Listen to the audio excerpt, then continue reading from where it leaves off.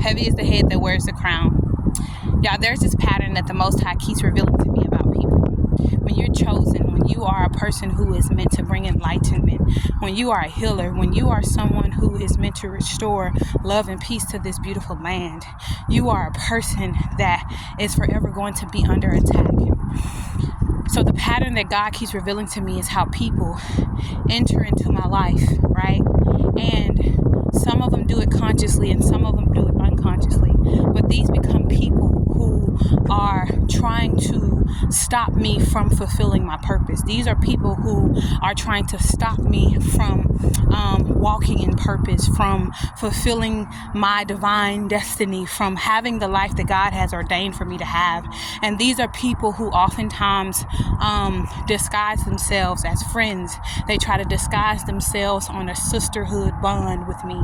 They try to disguise themselves as someone who operates in the same or similar energy as me, meaning if they know that I love to do yoga or things out in nature, or if they know that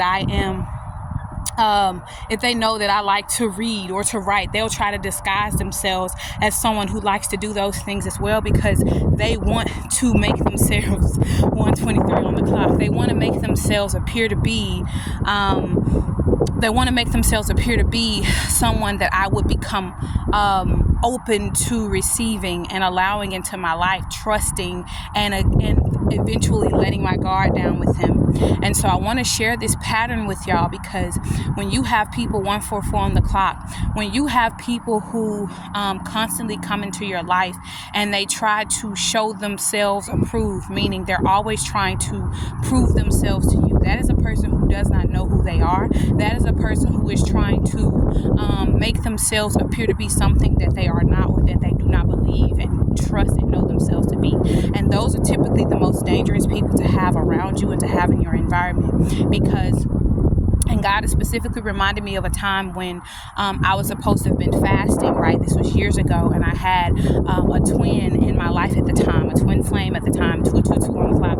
And so it was a time that God had told me to fast, to do a 72-hour fast. And I cut my fast short because I was trying to be loyal and be a good friend to her, because it was an event she wanted me to go to with her, right? And I didn't want to go to that event and end up not being able to drink or eat food and stuff like that, because they was going to paint me as a party pooper, right? I wasn't going to be able to have the fun that I would have wanted to have because I was fasting, right? And if you know, you know. And so God recently, like something similar to that just recently happened, right, in my life again, and God was highlighting that to me.